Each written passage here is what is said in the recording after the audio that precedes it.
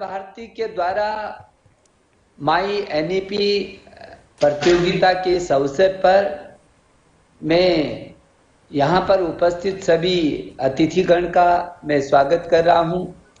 मैं देख रहा हूँ कि कैलाश जी वहाँ पर हैं, जगदीश जी वहाँ पर हैं, श्री राम जी वहाँ पर हैं, सुनील जी और रघुनंदन जी, रवि कुमार जी और बबीता जी, सभी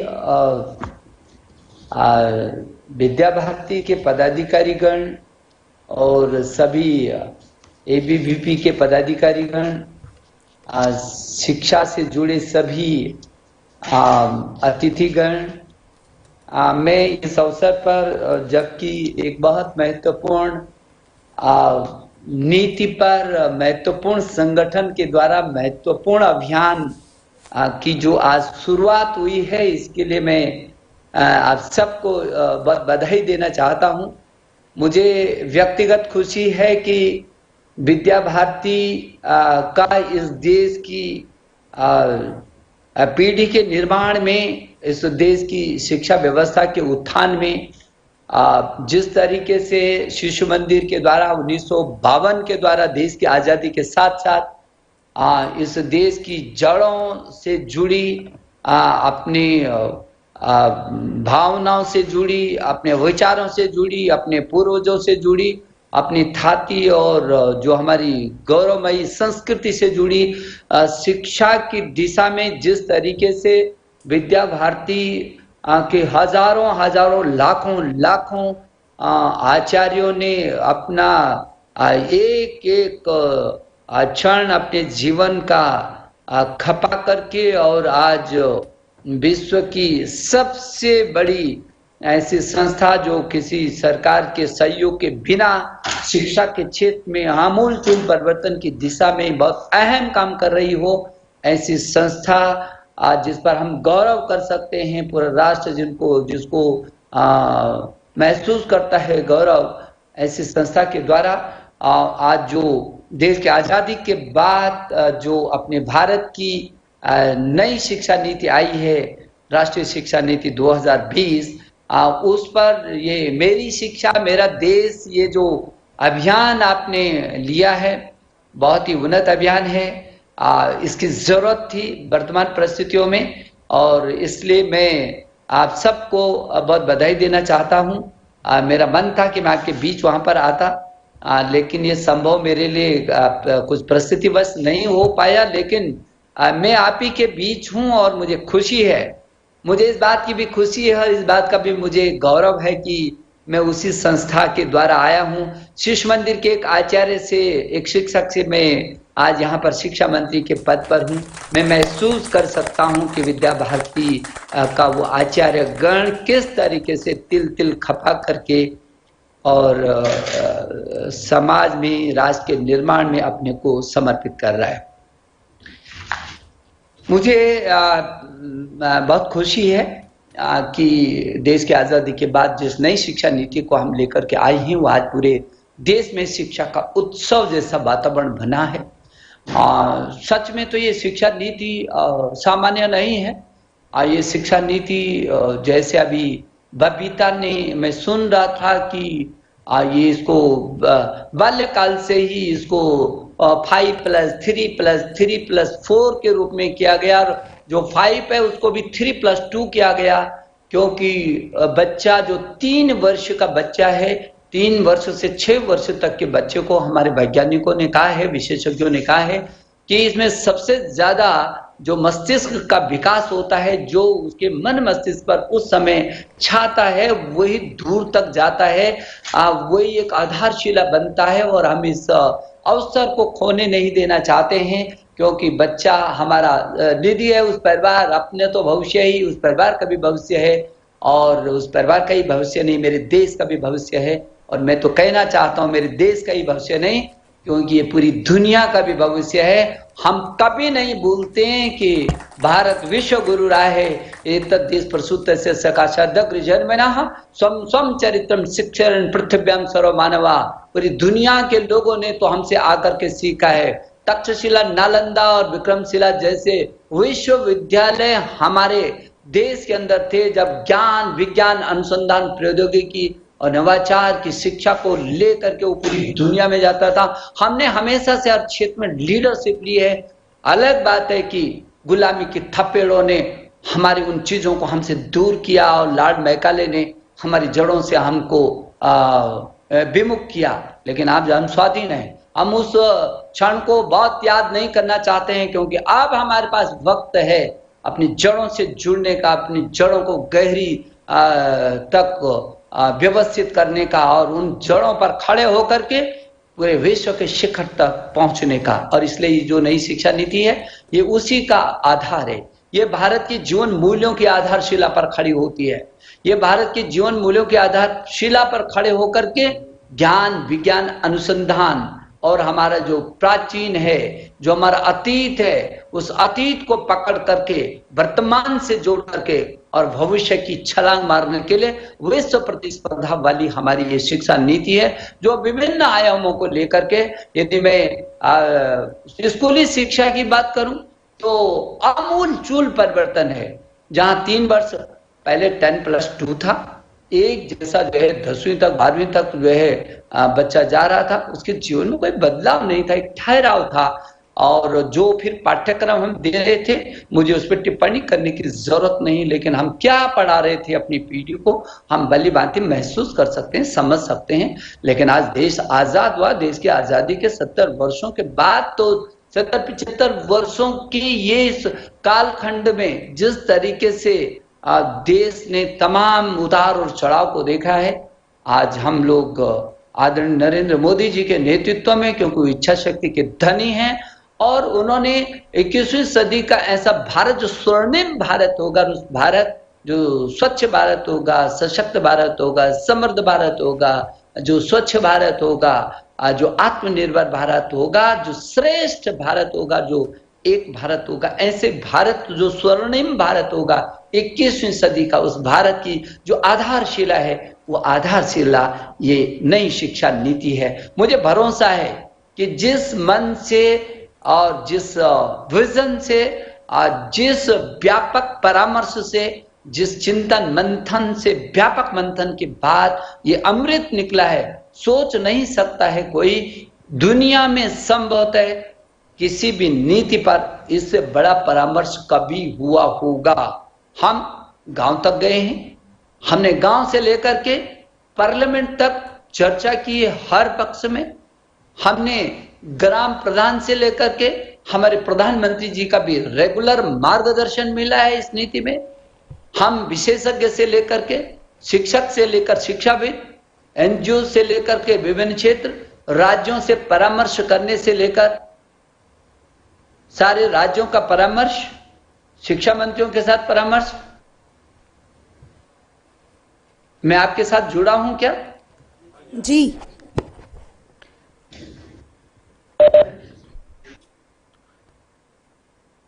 ओके। आप मुझे दिख नहीं रहे हैं तो मुझे लगा कि आप मेरे से दूर हो रहे हैं। आपकी साइड से भी वीडियो नहीं आ रही है, आपकी ऑडियो आ रही है सर। तो मैं जिस बात को कह रहा था कि ये जो नई शिक्षा नीति है, इसमें बहुत व्यापक परामर्श हुआ है। इस देश के 1000 से भी अधिक विश्वविद्यालयों के कुलपतिगण, इस देश के 45,000 से भी अधिक डिग्री कॉलेजों के प्रिंसिपल और अध्यापकगण, इस देश के 15 लाख से भी अधिक स्कूलों के छात्र छात्र और अध्यापकगण, इस देश के 1,09,00,000 से भी अध्यापक, और मैं समझता हूं कि जितनी अमेरिका की कुल आबादी नहीं है उससे भी ज्यादा 33 करोड़ छात्र छात्राओं और उनके अभिभावकों का परामर्श इतना विस्तार पूर्वक हुआ है। और उसके बाद भी जो सुझाव आए, जो एक ड्राफ्ट बना, उसको भी पब्लिक डोमेन में हमने डाला और सबको ये कहा कि क्योंकि देश की नीति बन रही है, हमारे प्रधानमंत्री जी ने अभी 2 दिन पहले कहा था कि ये जो नीति है ये केवल किसी पार्टी की नीति नहीं, ये केवल सरकार की नीति नहीं, इस देश की नीति है। और इसलिए उस समय पब्लिक डोमेन में डाल करके 6 महीने तक हमने रखा और हर 15 दिन में मैं एक प्रेस कॉन्फ्रेंस करके लोगों को याद दिलाता था कि यदि किसी के मन में अभी भी कोई बात हो तो प्लीज वो अपना सुझाव दें, अपना योगदान दें। मुझे कहते हुए खुशी है कि 2 लाख से भी अधिक, 2.25 लाख से भी अधिक सुझाव आए थे और उन हर एक सुझाव पर व्यापक विश्लेषण करने के बाद उच्च शिक्षा में अलग, तकनीकी शिक्षा में अलग, स्कूली शिक्षा में अलग 2-2, 3-3 सचिवालय हमने बनाए, 15-15, 20-20 विशेषज्ञों की समिति बनाकर एक एक सुझाव पर विश्लेषण किया और उस तमाम मंथन के बाद ये नई शिक्षा नीति आज हमारे हाथों में। मुझे कहते हुए भी खुशी है कि पूरे देश के अंदर एक उत्सव का सा वातावरण है, सब लोगों ने इसको बहुत स्वीकारा है। जो लोग थोड़ा सा कहीं दबे मन से, छिपे मन से कुछ कहने की जिन्होंने कोशिश भी की, उनको भी समझ में आया कि नहीं, अच्छा नहीं है, देश ने इसको स्वीकारा। यदि हम कोई टिकट टिप्पणी, पहले टिकट टिप्पणी करने का तो कोई गुंजाइश नहीं है, तो भी शिक्षा नीति में उनको हमने कहा है कि अभी हमारे पास पूरा मैदान खाली है, बताएं इस देश के लिए किसी का कोई भी अच्छा सुझाव होगा देश की प्रगति के लिए, उन सुझावों को ये सरकार बहुत खुले मन से उनका आदर करती है। आदर ही नहीं करती, उसको समावेश भी हम करेंगे और इसलिए लगातार परामर्श के बाद ये नीति आपकी आई है। इसमें व्यापक परिवर्तन है, इसमें तमाम परिवर्तनकारी सुधार हैं, इसमें हर स्तर पर बच्चे के साथ, उसके विजन के साथ उसको इसका कंटेंट भी दे रहे हैं और उसको पेटेंट भी कर रहे हैं। किस तरीके से यदि आप देखेंगे तो दुनिया में शायद हम पहला देश होंगे जो कृत्रिम बुद्धिमत्ता, आर्टिफिशियल इंटेलिजेंस 6वीं से पढ़ाएंगे हम, और हम लोग उसमें भी ये है कि प्रतिभा का कैसे करके उपयोग करना, कहां पर करना, किस ढंग से करना, ये भी उसके साथ समाहित है। वोकेशनल स्ट्रीम भी हम 6वीं से ला रहे हैं क्योंकि हमको मालूम है कि उसके हाथों का जो कौशल है और वो कौशल, उसको जो अंदर जो शक्तियां हैं उनको किस तरीके से बाहर उसकी निकाली जा सकती हैं ताकि उसी बाल्यकाल से ही उसके अंदर वो शक्तियां जो समाहित हैं वो बाहर निकल करके एक दिशा ले सकें, एक लाइन ले सकें। और इसलिए वोकेशनल स्ट्रीम के साथ हम शिक्षणेतर गतिविधियां भी कर रहे हैं। अभी बबीता कह रही थी कि खेल का बहुत अवसर है। हम तो खेल के माध्यम से, सांस्कृतिक धरोहरों के माध्यम से और तमाम अपने स्थानीय जो हमारा प्राचीन वैभव उससे जोड़ते हुए उस बच्चे को जब स्कूली शिक्षा से बाहर निकलेगा तो एक योद्धा की तरह निकलेगा।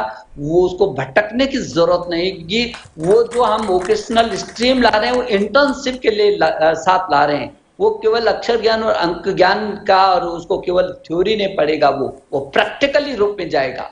उसको सप्ताह में कुछ दिन वो बिना पुस्तक के जाएगा, उस स्थान पर काम करेगा, उसको प्रत्यक्ष दर्शन होगा, उसे संवाद और अपने को स्थापित करेगा, नई चीज पैदा करने की अभिप्सा उसके मन में होगी। जिस गांव में, जिस क्षेत्र में है उसके स्थानीय उत्पादों के साथ जोड़ेगा, उसकी संस्कृति के साथ जोड़ेगा, उसकी जमीन के साथ जोड़ेगा।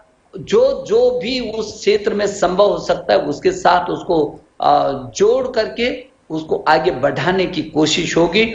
मैं समझता हूं कि जो आंगनबाड़ी जो 5 भी किया है, पहले 3 वर्ष में आंगनबाड़ी के साथ वो कहेगा और 2 वर्ष प्री प्राइमरी, लेकिन ये 3 वर्ष से और 8 वर्ष के बीच भी हम जो पाठ्यक्रम है वो एनसीईआरटी को बनाने के लिए कहा गया है, कर रहा है। और जो राज्यों में है उनके जो एससीईआरटी होता है संस्थान, उसको भी वो तेजी से करने शुरू कर दिया।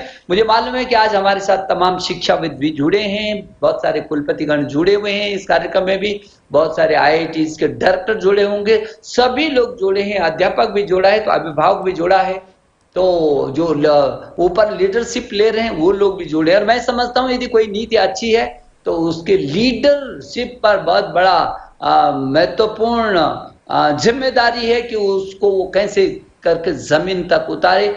वो चाहे शिक्षक से लेकर के और शिक्षा मंत्री तक हो, और चाहे छात्र से जो अभिभावक से लेकर के और राज्यों की सरकार हो। ये जो लीडरशिप है वो लीडरशिप लेकर के उस नीति को क्रियान्वित करने की दिशा में हम लोग एक मिशन मोड में कैसे करके कर सकते हैं, इसकी जरूरत है। मैं सोचता हूं कि कृत्रिम बुद्धिमत्ता को ये पहला देश होगा। और दूसरी बात क्या, अब हम लोग जो रिजल्ट कार्ड देते थे, अब वो रिजल्ट कार्ड नहीं होगा, बल्कि अब उसको प्रोग्रेस कार्ड देंगे हम, रिजल्ट कार्ड नहीं देंगे। और वो प्रोग्रेस कार्ड भी 360 डिग्री होलिस्टिक मूल्यांकन होगा उसका। वो बच्चा अपना मूल्यांकन कर सकेगा, उसका विभाग उसका मूल्यांकन करेगा, उसका अध्यापक उसका मूल्यांकन करेगा, और उसका जो साथी है वो भी उसका मूल्यांकन करेगा। जब कोई भी व्यक्ति अपना स्वयं मूल्यांकन करता है तो आप महसूस कर सकते हैं, कभी हम अपना अपना मूल्यांकन करें, पूरे दिन भर का मूल्यांकन करें और अकलुषित तरीके से मूल्यांकन करें, तो हमारी मन हमको जो इजाजत देता है, जो विश्लेषण दिखाता है, जो आईना दिखाता है, साफ चेहरा दिखता है कि मेरा जो विश्लेषण में किधर खड़ा हूं। और इसलिए जो स्व मूल्यांकन का जो आधार होगा, उसके बारे में उसके मित्रों का जो आंकलन होगा, उसके परिवार का जो आंकलन होगा, उसके अध्यापक का जो आंकलन होगा, ये 360 डिग्री होलिस्टिक मूल्यांकन। जब उसको चौतरफा बहुमुखी उसका विकास करने की दिशा में ये चीज आगे बढ़ेगी। और उसके लिए पाठ्यक्रम का भी जो एक दबाव होता था, ये विषय, उन विषयों के लिए पूरी इस तरीके से होता है कि नहीं, वो साइंस वाले तो आर्ट वाला सब्जेक्ट ले ही नहीं सकता, आर्ट वाला साइंस ले नहीं सकता है। बांध दिया हमने उस बच्चे को। अब मुक्तता है, छात्रों को पूरा मैदान खाली है, कौन सा विषय लेना चाहते हो, जिस विषय में आप दौड़ करके कुछ ऐसा कर सकते हो जिस पर गौरव हो सकता है आपके परिवार को, आपके प्रदेश को, आपके देश को। आप आइए, विज्ञान के साथ आप साहित्य ले सकते हैं, आप इंजीनियरिंग के साथ आप संगीत ले सकते हैं, जो मन मर्जी हो आप उसको ले सकते हैं, उस विषय को ले सकते हैं। और यदि बीच में ही छोड़ करके यदि कोई 4 वर्ष का या 3 वर्ष का या 2 वर्ष का कोई डिग्री है, डिप्लोमा है, कोई कोर्स है, लेकिन परिस्थितिवश कई बार क्या होता है कि बीच में ही छोड़ के जाना पड़ता है। उदाहरण के लिए यदि 3 साल का या 4 साल की कोई डिग्री है, 2 साल में जाना पड़ता है, तो 2 साल का वो पैसा, वक्त सब बर्बाद हो जाता था, मन स्थिति खराब होती थी। अब ऐसा नहीं होगा, उसका एक एक मिनट संजोया जाएगा, उसकी जिंदगी का एक पल भी खराब नहीं होगा। यदि परिस्थितिवश 1 वर्ष में छोड़ के जाना चाहता है तो उसको सर्टिफिकेट मिलेगा, 2 वर्ष में जाता है छोड़ के तो उसको डिप्लोमा मिलेगा, 3 वर्ष में जाता है तो उसकी डिग्री मिलेगी। और इतना ही नहीं, यदि उसकी परिस्थितियां ठीक होगी, उसको लगता है कि नहीं अभी अपने भविष्य को और संवारना चाहता है वो, तो जहां पर वो छोड़ करके गया है वहीं से वो फिर शुरू कर सकता है। ऐसे क्रेडिट बैंक बनाने का जो प्रस्ताव है कि उसके जितने भी क्रेडिट होंगे वो जमा होंगे और वहां से वो शुरू कर देगा, वहीं से आकर के फिर दोबारा वो अपने आगे अपने भविष्य को संवार सकता है, उसको किसी प्रकार की कोई कठिनाई नहीं होगी। और जो डिजिटल लॉकर से डीजी है वो ऐसा बैंक होगा, उसके पास चाबी उसके हाथ में होगी, जब चाहे वो अपने सर्टिफिकेटों को निकाल सकता है, जब चाहे वो अपनी चीजों को उसमें रख सकता है, और वो पूरे देश और दुनिया में कहीं भटकने की जरूरत नहीं होगी उसको। जब चाहे वो अपने प्रमाण पत्रों को प्रमाणित तरीके से उसे निकाल सकता है और उसका उपयोग कर सकता है। उच्च शिक्षा में भी आमूलचूल परिवर्तन है, स्कूली शिक्षा में भी आमूलचूल परिवर्तन है। और मैं ये समझता हूं कि जिस तरीके से ये आई है, ये हमारे इंडियन भारतीयता कूट कूट करके भरी होगी, भारत की संस्कृति की मूल आधारशिला होगी, लेकिन ये इंडियन होने के साथ इंटरनेशनल भी होगी, इंटरैक्टिव भी होगी, इम्पैक्टफुल भी होगी और इंक्लूसिव भी होगी। ये सभी राष्ट्रीय भी होगी तो अंतरराष्ट्रीय भी होगी, ये संवाद पूर्ण भी होगी तो ये प्रभावशाली भी होगी, समावेशी भी होगी। और इसकी जो आधारशिला है वो इक्विटी, क्वालिटी और एक्सेस है, समानता, उत्कृष्टता और पहुंच, अंतिम छोर के बच्चे तक पहुंचना है, ये पहला लक्ष्य है हमारा। समानता का भाव और उत्कृष्टता का की दृढ़ता, ये इसका संगम बनेगा। अंतिम बच्चे तक का जो पहुंच है वो उसका मूल आधार बनेगा, इसलिए इसकी आधारशिला है ये जो इक्विटी, क्वालिटी और एक्सेस है, इसकी आधारशिला है। और मैं समझता हूं कि यदि आप देखेंगे तो इसमें ये जो छात्र है ये गांव से लेकर और ग्लोबल तक जाने की अपने को तैयार कर सकेगा। ये लोकल भी होगी, ये ग्लोबल भी होगी, ये लोकस भी होगा, इसमें फोकस भी होगा, इसमें टैलेंट भी होगा, इसमें कंटेंट भी होगा और इसमें पेटेंट भी होगा। और टैलेंट को उभारेंगे भी, टैलेंट को पहचानेंगे भी और उभार करके उसको विस्तार भी देंगे। ये इस शिक्षा नीति के तहत है। हम लोगों ने इस शिक्षा नीति में तय किया है कि नेशन फर्स्ट और कैरेक्टर मस्ट। जिस व्यक्ति का, जिस परिवार का, जिस समाज का, जिस राष्ट्र का अपना कैरेक्टर ना हो, वो बहुत दिनों तक जिंदा नहीं रह सकता। और इसलिए ये जो नई शिक्षा नीति आई है, ये नई शिक्षा नीति विभिन्न क्षेत्रों में ज्ञान, विज्ञान, अनुसंधान, अभी मैं जब अपने संस्थानों की समीक्षा करता हूं, मुझको मिलता है कि नहीं, अभी हम थोड़ा सा अनुसंधान में पीछे हैं। और इसलिए इस बात की भी हमको खुशी है कि जहां लाल बहादुर शास्त्री जी ने, जो देश के हमारे यशस्वी प्रधानमंत्री रहे हैं, उस समय देश पर दो प्रकार के संकट थे। सीमाओं से देश घिरा हुआ, सीमाओं पर संकट था और देश के अंदर खाद्यान्न का भी संकट था। दो संकटों से होकर देश गुजर रहा था। उस समय लाल बहादुर शास्त्री जी ने जय जवान जय किसान का नारा दिया था। पूरा देश खड़ा हुआ और हमने दोनों संकटों का मुकाबला किया। जब अटल बिहारी वाजपेयी जी भारत के यशस्वी प्रधानमंत्री हुए तो उनको लगा कि विज्ञान के क्षेत्र में हमको आगे बढ़ना चाहिए। और आपको याद होगा कि उन्होंने जय विज्ञान का नारा दिया और परमाणु परीक्षण का जो विषय था उसने दुनिया को हिला करके रख दिया था। और उन्होंने कोई समझौता नहीं किया था। उन्होंने कहा हम तो विश्व बंधुत्व वाले लोग हैं, हम तो वसुधैव कुटुंबकम की बात करते हैं, हम तो सर्वे भवन्तु सुखिनः सर्वे सन्तु निरामया सर्वे भद्राणि पश्यन्तु मा कश्चित् दुःख भाग् भवेत् की बात करते हैं। हम तो किसी को कष्ट में रखना ही नहीं चाहते, लेकिन ये विचार वही रख सकता है जो ताकतवर हो। और उन्होंने कहा कि ये जो हम कर रहे हैं, ये हम अपनी शक्ति के लिए कर रहे हैं, दूसरों को पीड़ा पहुंचाने के लिए नहीं कर रहे हैं, दूसरों की रक्षा के लिए ही करेंगे, अपनी रक्षा के लिए करेंगे। और जय विज्ञान के नारे ने इस देश को मां शक्ति के रूप में रास्ता प्रखर तरीके से आगे बढ़ाने का काम किया था। और जो वर्तमान हमारे प्रधानमंत्री हैं, हमारे नरेंद्र मोदी जी, जिन्होंने एक 21वीं सदी के स्वर्णिम भारत का एक सपना ही नहीं सजोए बल्कि संकल्प लिया है। ऐसा भारत जो स्वच्छ भारत होगा, स्वस्थ भारत होगा, सशक्त भारत होगा, जो श्रेष्ठ भारत होगा, आत्मनिर्भर भारत होगा और एक भारत होगा।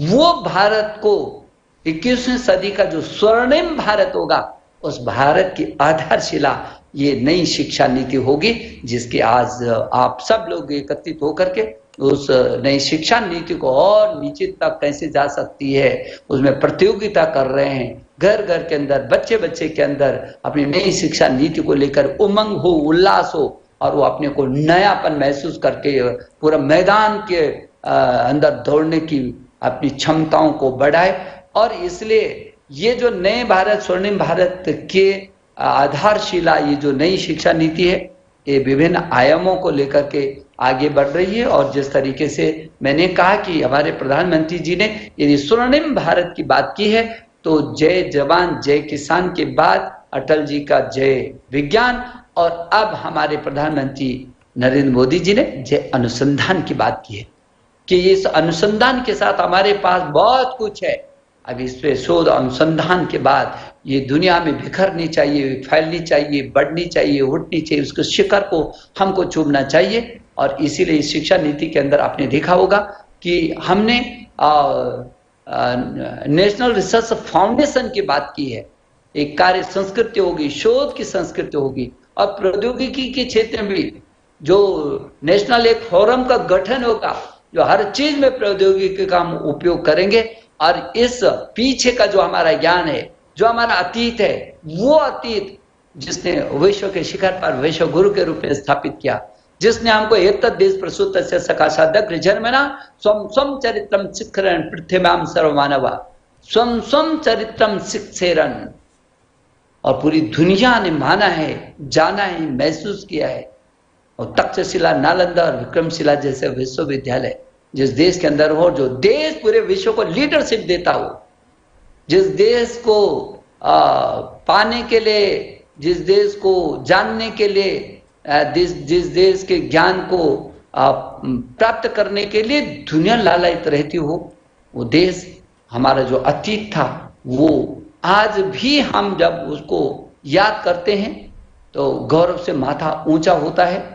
वो अलग बात है कि हमारी गुलामी की तमाम सैकड़ों वर्षों की गुलामी ने, तमाम थपेड़ों ने हमको हमारी जड़ों से अलग किया। लॉर्ड मैकाले ने जिस तरीके से इस देश की संस्कृति और शिक्षण संस्थानों पर हमला बोल करके जिस तरीके से षड्यंत्र पूर्वक हमको हमारी जड़ों से अलग करने की कोशिश की, मैं ये समझता हूँ जरूरत आ गई। और मैं उन पर कोई टीका टिप्पणी नहीं करना चाहता, लेकिन मैं ये कहना चाहता हूँ कि अब जरूरत आ गई जब हमको अपनी जड़ों को और मजबूत करना है। हमारी जड़ें गहरी हैं, हमारे ज्ञान और विज्ञान में कोई आसानी नहीं है। हम यदि पीछे को देखेंगे तो सुश्रुत इस देश में जन्म लेने वाला शल्य चिकित्सा का जनक इसी देश में पैदा होता है। हम आर्यभट्ट जिसने अंक गणित का पूरी दुनिया में धूम मचाई, आज जिसकी शोध से अनुसंधान से आज दुनिया उनको लोहा मानती है, उस आर्यभट्ट का जन्म यहाँ होता है। आयुषो वेदा आयुर्वेदा, जो आयु का विज्ञान है, उस वेद के बाद जो पंचम वेद आयुर्वेद है, वो चरक ऋषि की भी जन्म स्थली, उसका भी जन्म हिंदुस्तान की धरती पर होता है। यदि आप भास्कराचार्य जी को देखेंगे, भास्कराचार्य 1 और भास्कराचार्य 2, तो चाहे वो गणित के क्षेत्र में हो, चाहे ज्योतिष विज्ञान के क्षेत्र में हो, किस किस का नाम लूं, यदि मैं उधर से नाम लेना शुरू कर दूं तो मुझे लगता है कि ये एक इतनी बड़ी श्रृंखला है जिस पर हम गौरव कर सकते हैं। उसी विज्ञान को पकड़ करके नवाचार के साथ, अनुसंधान के साथ आगे बढ़ाने की अभिप्सा इस नई शिक्षा नीति में लेकर के हम लोग आगे बढ़ेंगे। मुझे भरोसा है कि जिस तरीके से ये जो नई शिक्षा नीति, चाहे भाषा के मुद्दे पर हो, चाहे संस्कारों के मुद्दे पर हो, चाहे विज्ञान के मुद्दे पर हो, चाहे नवाचार के मुद्दे पर हो, चाहे प्रौद्योगिकी के मुद्दे पर, हर क्षेत्र में पूरी ताकत के साथ धरती पर खड़े होकर के आसमान को छूने की इसमें रास्ता है, इसमें साहस है, इसमें वो गुणवत्ता है, वो उत्कृष्टता है। भाषा मातृभाषा का रूप में पूरी दुनिया जानती है। कुछ लोगों ने पीछे के दिनों में कहा कि ये जो भाषा का विवाद, जब भी कोई बात होती है भाषा का विवाद हो जाता है। मेरे से पीछे के दिनों में मुझे कहा गया, एक टीवी चैनल ने कहा, क्या जादू कर दिया आपने, यहाँ तो जो है पहले भाषा के मुद्दे पर हंगामा, इतनी बड़ी शिक्षा नीति को लेकर के आ गए, देश में कहीं हंगामा ही नजर नहीं आ रहा है, ये क्या कर दिया। ये हमने जादू नहीं किया, ये सब लोगों ने महसूस किया ये नीति उनकी है, इस देश की नीति है। हमने सबसे पूछा और भाषा के मुद्दे पर भी जिन लोगों ने कहा, वो कदाचित तो दबी जुबान से कुछ बोला होगा किसी ने, लेकिन सबको पता है हमने भाषा के को भी बंधनों में नहीं बांधा। हम तो इस देश की जो संविधान की अनुसूची 8 में जो भाषाएं हैं, 22 भारतीय भाषाएं, जिसमें तमिल है, तेलुगु है, मलयालम है, कन्नड़ है, गुजराती है, मराठी है, बंगाली है, उड़िया है, पंजाबी है, उर्दू है, संस्कृत है, हिंदी, हमारी तो सभी जो 22 भारतीय भाषाओं को सशक्त करना चाहते हैं। हम जानते हैं कि हमारी ये इन भाषाओं के अंदर हमारे बहुत बड़ी ताकत छुपी हुई है, और इसलिए हमने ये कहा कि जो प्रारंभिक शिक्षा है वो अपनी मातृभाषा में ही होना चाहिए, उसकी क्षेत्रीय भाषा में होना चाहिए, उसकी अभिव्यक्ति अपनी भाषा में ज्यादा अभिव्यक्त कर सकता है। कुछ लोगों ने कहा नहीं, हमको तो अंतरराष्ट्रीय स्तर पर जाना है और वो अंग्रेजी बहुत जरूरी है। हम अंग्रेजी का कोई विरोध नहीं कर रहे हैं, भाषा के नाम पर आप पूरी दुनिया में 2-3 भाषा नहीं, 10, 20, 50 भाषा पढ़े, कोई प्रतिबंध नहीं है। लेकिन मैं उन लोगों को अनुरोध करना चाहता हूं, प्लीज कम से कम ये तो देखिए, आप भाषा की बात कर रहे हैं, क्या ये जर्मनी अपनी मातृभाषा में पढ़ाता है वो किसी देश से पीछे है? या अमेरिका अपनी मातृभाषा में पढ़ाता है पीछे है? क्या जापान अपनी मातृभाषा में पढ़ाता है पीछे? इजराइल अपनी मातृभाषा में पढ़ाता है पीछे? ऑस्ट्रेलिया अपनी मातृभाषा में पढ़ाता है पीछे? तमाम दुनिया के यदि शीर्ष 20 विकसित देशों की मैं बात करूंगा तो अधिकांश 80-90% देश अपनी मातृभाषा में पढ़ाते हैं। आपको क्या दिक्कत है? और इसलिए मैं समझता हूं ये समझना पड़ेगा, छोटी छोटी बातों में उलझ ये बिना इसको समझ करके बहुत तेजी से इसको लागू करना पड़ेगा। पीढ़ी को खड़ा करना है, देश खड़ा होगा और पूरी दुनिया हमको निहार रही है, क्योंकि लोग हमको जानते हैं कि हिंदुस्तान के लोग ये विश्व बंधुत्व वाले लोग हैं। इन्होंने कभी किसी को परेशान नहीं किया है। हम उस विजन को लेकर के चलते हैं जिसमें हम सेना भवतु सेना भुनक्तु की बात करते हैं। हमारा तो वो विजन है जिसमें हम असतो मा सदगमय की बात करते हैं और तमसो मा ज्योतिर्गमय की बात करते हैं। हमने तो हमेशा अंधकार को दूर करने के लिए, उसको मिटाने के लिए, हमेशा ज्योति और प्रकाश को करने के लिए अपने को तिल तिल जलाया है, खपाया है। और इसलिए इस देश को न तो संकीर्णता में बांधा जा सकता है हमारे विचारों को, और न हमको पिछड़ा कहा जा सकता है। हाँ, परिस्थितियों ने हमको एक कालखंड है, उस कालखंड में क्या, लेकिन हम उस कालखंड को भी पाटेंगे। आज पूरी दुनिया हमारे सामने है। ये देश, ये यंग इंडिया, आगे 25 वर्षों तक ये भारत, ये युवा भारत रहने वाला है, कुछ भी कर सकता है। और ऐसा नहीं कि हमारे शिक्षण संस्थानों में कोई कमी है। मैं पीछे 1 वर्ष से देख रहा हूं, मैं अपने विश्वविद्यालयों का मूल्यांकन करता हूं, जाता हूं, नीचे तक देख रहा हूं। मैं अपने IIT, NIT, आईसर तमाम संस्थानों को देख रहा हूं। मुझे गर्व होता है कि ऐसा नहीं है कि हमारा स्तर कम है। आज यदि अमेरिका में पढ़ने वाले ही छात्र बहुत प्रतिभाशाली है, तो मैंने लोगों से पूछा, ये गूगल और माइक्रोसॉफ्ट तो सबसे बड़ी कंपनियां हैं, उनका CEO तो मेरी IIT से निकलने वाला बच्चा आज पूरी दुनिया में लीडरशिप ले रहा है, सब जगह है। तो ये नहीं कहा जा सकता। हाँ, कुछ कमियां होंगी, उन कमियों को भी हम दूर करेंगे। और इसीलिए जो नई शिक्षा नीति आई है, उन कमियों को ही पाटने के लिए आई है। हम विश्व के कुछ विश्वविद्यालयों को भी, जो शीर्ष 100 विश्वविद्यालय होंगे, उनमें से कुछ को हम अपने यहाँ हमारी शर्तों पर आमंत्रित करेंगे। हम उनकी शर्तों पर आमंत्रित नहीं करेंगे, क्योंकि इस देश का जो बच्चा है, 7 से 8 लाख बच्चा विदेश में पढ़ता है। और मैंने एक मोटा मोटा आंकलन लिया था कि 1 लाख करोड़ से लेकर 1.5 लाख करोड़ पैसा प्रति वर्ष हिंदुस्तान का विदेशों में चला जाता है। मेरी प्रतिभा भी और मेरा पैसा भी ये दुनिया के काम आ रहा है। जो जाता है वो यदि प्रतिभाशाली है, प्रखर है, तो उस देश के विकास में अपना योगदान दे रहा है, मेरे हिंदुस्तान में लौट के नहीं आता है। और इसलिए हमने कहा, जहां हमने स्टडी इन इंडिया की बात की है, वहीं हमने स्टे इन इंडिया की बात की है। मैंने अपने तमाम संस्थानों को कहा, ये चुनौती है हमारे सामने, जब चुनौती का ठीक ठीक मुकाबला होता है तो अवसरों में तब्दील होती है।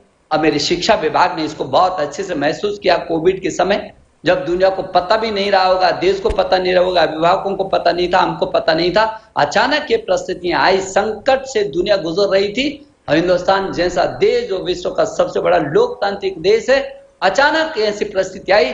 हमने रात रात में बच्चों को ऑनलाइन पर लाने की कोशिश की। दुनिया का पहला उदाहरण होगा, 25 करोड़ छात्रों को ऑनलाइन पर लाए, ये कोई सोच भी नहीं सकता है। और इसलिए उस चुनौती को भी स्वीकार किया। हमारे देश के प्रधानमंत्री जी ने जब कहा कि इस संकट के वक्त पर नौजवान क्या कर सकते हैं, तो मेरे IIT, मेरे विश्वविद्यालय, मेरे NIT, आईसर के छात्र ये अपनी प्रयोगशाला में जाकर के नया नया अनुसंधान किया। हमारे युक्ति पोर्टल में आप जाएंगे तो आपको लगेगा गजब है ये देश। हमने वेंटिलेटर को तैयार किया, हमने टेस्टिंग किट को तैयार किया, हमने ड्रोन को तैयार किया, तमाम ऐसी चीजों को तैयार किया जो इस देश के अंदर पहले था ही नहीं। हमने तो टेस्टिंग किट अब दुनिया को दे रहे हैं, हम हमारे यहाँ था ही नहीं, और उत्कृष्ट कोटि का। ये हमारी ताकत है, हम उस ताकत का इस्तेमाल करेंगे।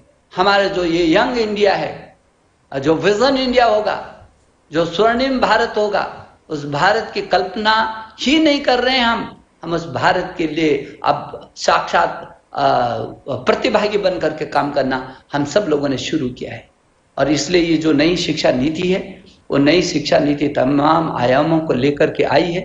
मुझे बहुत खुशी है कि विद्या भारती मैं जब विद्या भारती की बात करता हूं तो मैं कई बार भावुक भी हो जाता हूं, क्योंकि मैं जानता हूं, मैं आचार्य भी रहा हूं, मैं प्रधानाचार्य भी रहा हूं।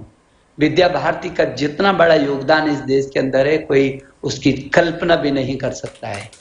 जिस तरीके से तिल तिल खपा करके देश की जड़ों पर खड़े होकर के और उस पीढ़ी का निर्माण विद्या भारती करती है, और कोई तो सोच भी नहीं सकता करने की, तो बहुत बड़ी बात है। और इसलिए मैं अभिनंदन कर रहा हूं अपने सारे उन लोगों का जो राष्ट्र के निर्माण में अपने को खपा रहे हैं, तिल तिल खपा रहे हैं। मैं उनका अभिनंदन करता हूं। और जो ये माई एनईपी प्रतियोगिता का आज जो शुभारंभ हो रहा है, मुझे भरोसा है कि ये बहुत अच्छे तरीके से ये आगे बढ़ेगी, गांव गांव तक जाएगी। ये 5 सितंबर से और 25 सितंबर तक ये शिक्षा का उत्सव पूरे देश मना रहा है, और ग्राम सभा तक भी इसकी चर्चा हो रही है। मुझे भरोसा है कि विद्या भारती बहुत बड़ा संगठन है। वो स्कूल तक, नीचे के गांव गांव तक उस संगठन की पैठ है। और ये जो अपने और भी मातृ संगठन मिल करके इस अभियान को आगे बढ़ाएंगे, जहां इस देश की इस नई शिक्षा नीति ने सब ने बहुत अच्छे से इसका स्वागत किया है। मुझे ये कहते हुए भी खुशी है कि पूरी दुनिया में इसकी खुशबू महकनी शुरू हो गई है, और दुनिया के लगभग 7-8 देशों ने अभी हमसे संपर्क संबंध स्थापित किया है, जो ये इच्छा व्यक्त कर रहे हैं कि हम आपकी एनईपी को अपने देश में भी लागू करना चाहते हैं। अभी हम लोगों ने जब ये नीति बन रही थी, तब जो सुझाव लिए थे उनको मैंने धन्यवाद दिया है। तमाम हजारों मेल मेरे पास आए हैं, सूचनाएं आई हैं, सब आपने हमारे सुझाव को रखा। हम बहुत आभारी हैं। ये हमको ऐसा लगता है ये शिक्षा नीति जैसे हमने ही बनाई है, हमारे सुझाव से बनी है। बहुत आह्लादित हैं लोग। अभी हमने इसका रोड मैप बनाया हुआ है, क्योंकि कुछ लोगों को ये शंका थी, नीति तो बहुत अच्छी है, लेकिन क्या ये क्रियान्वित होगी? ये नीति क्रियान्वित होने के लिए ही बनी है। मैं कहना चाहता हूं कि नरेंद्र मोदी जी की सरकार तो ऐसी है जो पहले परिणाम को, जो नीचे तक कहां पर जाना है उसको तय कर देती है, और रास्ता भी तय करके और तब उस काम को शुरू करती है। हमने उच्च शिक्षा हो चाहे स्कूली शिक्षा, रोड मैप बनाया हुआ है पूरा, और बनाया नहीं, हमने नई शिक्षा नीति लागू कर दी है। हमने चलना तेजी से शुरू कर दिया है। सभी राज्यों के शिक्षा मंत्री और मुख्यमंत्री गण से मेरा लगातार संवाद हो रहा है। मुझको खुशी है इस बात की कि मेरे देश के प्रधानमंत्री जी ने पीछे के समय उच्च शिक्षण संस्थानों के साथ 1000 से भी अधिक विश्वविद्यालयों के कुलपतियों के साथ, 45,000 से भी अधिक डिग्री कॉलेजों के प्रिंसिपल के साथ, निदेशक गण के साथ, उच्च शिक्षा के सभी विद्वत गुणों के साथ, बुद्धिजीवियों के साथ सीधा संवाद किया था। उस दिन में उन्होंने कहा कोई शंका करने की जरूरत नहीं है, मेरी गवर्नमेंट में इच्छा शक्ति है, आप आगे बढ़ो, मैं चट्टान की तरह पीछे से खड़ा हूं। और इसलिए मैं उन लोगों के मन में, जिनके मन में थोड़ा सा भी शंका आई है, उनको कहना चाहता हूं अपने प्रधानमंत्री जी का इस संदेश को कह करके मैं उनकी उस जो शंका है उसको दूर करके उनको निशंक बनाना चाहता हूं। और इसलिए मैं ये समझता हूं कि जिस तरीके से हम तेजी से इसको क्रियान्वित करने पर जा रहे हैं, साथ साथ में हमने लोगों को आह्वान किया है कि यदि उनको लगता है कि इसके क्रियान्वयन में उनके बहुत खूबसूरत कोई सुझाव हो सकते हैं, तो हमने कुछ बिंदु बनाए हैं जिनको हमने लोगों के बीच भेजा है। और मुझे खुशी है कि जो सुझाव हमने मांगे हैं, 1 सप्ताह के अंदर 15 लाख सुझाव लोगों के अभी आए हैं कि क्रियान्वयन किस किस तरीके से होगा। हमने बिंदु बनाए, हमने हर बिंदु के उस पर किस तरीके से आपका क्या सुझाव है, क्रियान्वित कैसे करके होगा इस बिंदु पर, बिंदुवार, खंडवार। और मुझे खुशी है कि इस देश का मैं जुनून के साथ लोग जुट गए। आप नहीं, ये शिक्षा नीति इस देश के भविष्य का निर्माण करेगी, एक नए भारत, नए युग का निर्माण करेगी। और इसलिए 1 सप्ताह में 15 लाख सुझाव आ जाना, आप समझ सकते हैं कितनी जागरूकता है लोगों में। और अभी हम उन पर विश्लेषण कर रहे हैं, एक से एक महत्वपूर्ण सुझाव आने। मुझे भरोसा है कि इच्छा शक्ति से हम इसको मिशन मोड में जुनून के साथ इसको हम लागू करेंगे। और आज जो ये प्रतियोगिता का ये शुभारंभ हुआ है, मैं धन्यवाद देना चाहता हूं कि आपके मन में ये विचार आया है, और जिस तरीके से आपने शुरू किया है, निश्चित रूप में इसको हम बहुत आगे तक लेकर के जाएंगे। और गांव गांव, घर घर के अंदर एक उत्सव जाएगा। साथ साथ हम पाठ्यक्रम के माध्यम से चरणबद्ध तरीके से इस काम को हम लागू भी करना चाहते हैं। तो एक बार पुनः मैं विद्या भारती के सभी इस परिवार को ढेर सारी बधाई देना चाहता हूँ, शुभकामना देना चाहता हूँ। और मुझे भरोसा है कि विद्या भारती तो वैसे ही शिक्षा को समर्पित है, लेकिन इस समय देश के अंदर और उनके अनुरूप वातावरण बना है। लोगों के मन में किसी कोने पर जो छिपी चीजें थी वो उभर करके बाहर उत्सव के रूप में मुझे दिख रही हैं, नजर आ रही हैं। लोगों में भरोसा भी है, विश्वास भी है, लोगों की आंखों में आशा के बिंदु भी हैं और दृढ़ता भी दिख रही है मुझे। और ये ऐसा अवसर है जब एक ये समय देश एक करवट ले रहा है, ऐसी स्थिति से गुजर रहा है जब पूरी चुनौती भी उसके सामने है, अवसर भी उसके सामने है, दुनिया का केंद्र बिंदु भी वो बना हुआ है। मुझे भरोसा है कि हम इसको करेंगे। आज ही प्रधानमंत्री जी ने अभी सुबह 10 बजे 10:30 बजे से स्कूली शिक्षा के साथ वो जुड़े थे। 27 करोड़ छात्र छात्र और उनके माता पिता और दुनिया में 25 देश जहां हमारे सीबीएसई बोर्ड के स्कूल चल रहे, उनके साथ प्रधानमंत्री जी ने 90 लाख अध्यापक और 27 करोड़ से भी अधिक स्कूली छात्र, उनके साथ प्रधानमंत्री जी का आज भी बहुत अच्छा संवाद हुआ। उससे पहले उच्च शिक्षा का हुआ भी 3-4-5 दिन पहले ही राष्ट्रपति जी के साथ सभी देश के राज्यपाल गण का, शिक्षा मंत्रियों का सम्मेलन चला जो सुबह से शाम तक हुआ। बहुत लोगों ने उत्सव मनाया। मुझे लगता है किसी भी दल का क्यों नहीं है, लोगों ने राजनीति से ऊपर उठ करके इस नई शिक्षा नीति को अपने भविष्य का आधार महसूस किया है। और मुझे भरोसा है कि हम सब लोग राज्य और केंद्र मिलकर के इस नई शिक्षा नीति को इसके मुकाम तक पहुंचाएंगे। एक बार पुनः जितने अतिथि हमारे यहाँ पर आए मैं उनका अभिनंदन करता हूँ और इस पूरे परिवार को मैं ढेर सारी बधाई शुभकामना देता हूँ। धन्यवाद।